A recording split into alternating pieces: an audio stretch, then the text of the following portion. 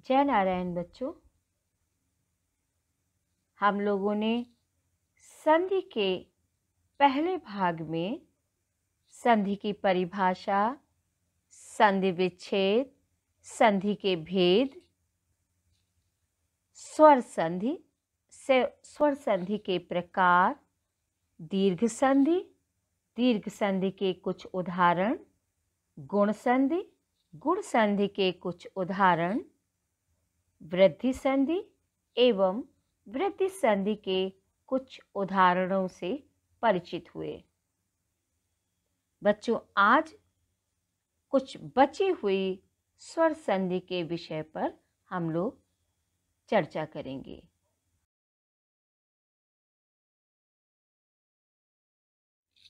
यण संधि, इसका सूत्र है इको यणचि।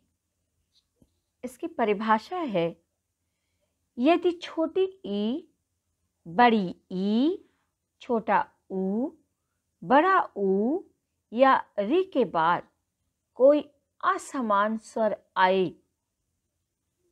तो छोटी ई, बड़ी ई का या, छोटा ऊ, बड़ा ऊ का वा और री का रा हो जाता है। इसको कुछ उदाहरण के माध्यम से समझते हैं।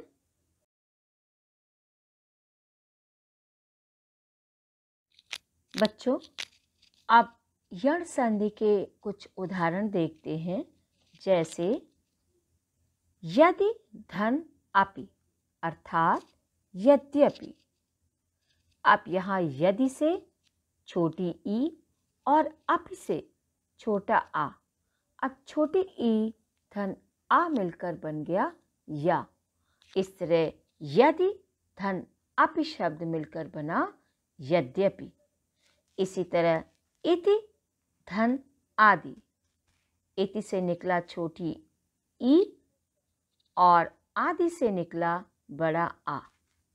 अब छोटी ई धन आ मिलकर बन गया या। इस तरह शब्द बना इति धन आदि से इत्यादि।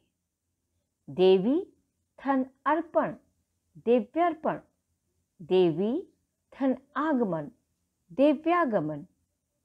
अनु धन ऐ, अर्थात अन्वय।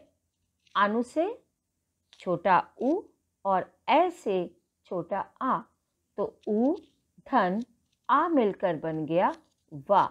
इस तरह अनु धन ऐ शब्द मिलकर बना अन्वय। वधू धन आगमन, अर्थात वध्वागमन। पितृ धन अर्पण, अर्थात पितृर्पण। पितृ धन आज्ञा, अर्थात पित्राज्ञा।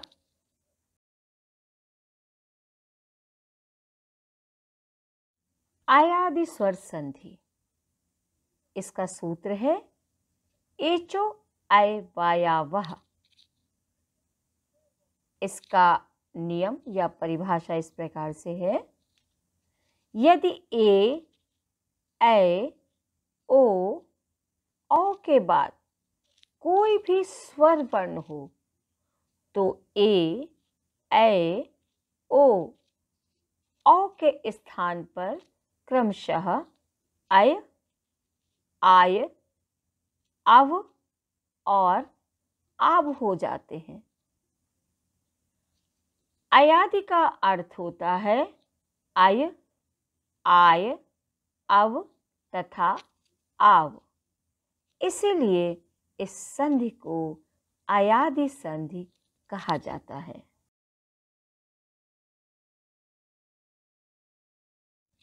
बच्चों, अब अयादि संधि के कुछ उदाहरण देखते हैं।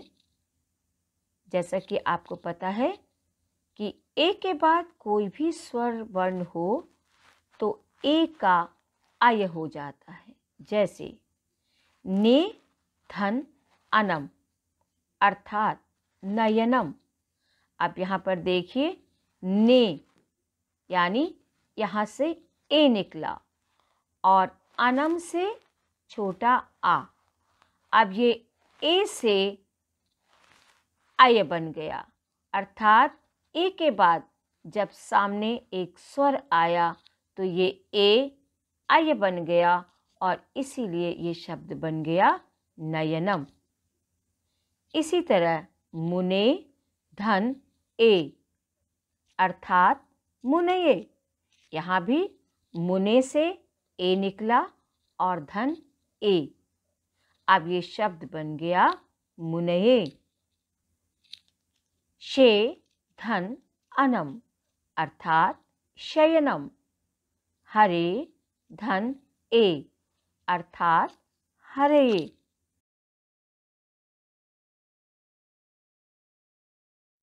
बच्चों, ए के बाद कोई भी स्वर्ण वर्ण हो तो ए के स्थान पर आय हो जाता है।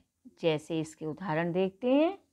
नय धन अका अर्थात नायकः, अब नय से निकला ऐ और अकह का आ, अब इस ऐ के बाद जब आ आया तो ये बन गया आय और इस तरह शब्द बना नायकः। इसी तरह सै धन अकः यानी सायकः, चय धन अकः अर्थात चायकः।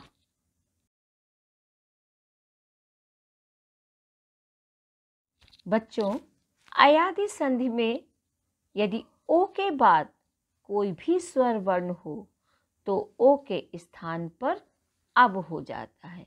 जैसे उदाहरण देखते हैं। पो धन अनः अर्थात पवनः, अब यहाँ पो से निकला ओ और अनः का अ, अब ओ के बाद जब आ आया तो ये बन गया अब, तो पो धन अवनः अर्थात पवना अब, आपको पवना में अब सुनाई दे रहा होगा। इसी तरह भो धन अति भवति अब, यहाँ भवति में भी अब सुनाई दे रहा है आपको।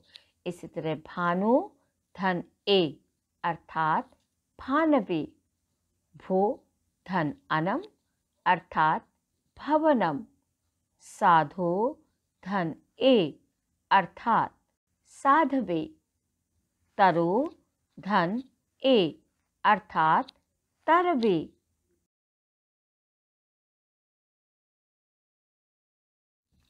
बच्चों, अयादि स्वर संधि में यदि औ के बाद कोई भी स्वर वर्ण हो तो औ के स्थान पर आव हो जाता है। जैसे पौ धन अकः अर्थात पावकः, तो पौ यहाँ पर औ निकला, अकः ये छोटा आ, अब औ का बन गया आव। तो आप ध्यान से सुनिए, पावकः शब्द, पावकः में हमें क्या सुनाई दे रहा?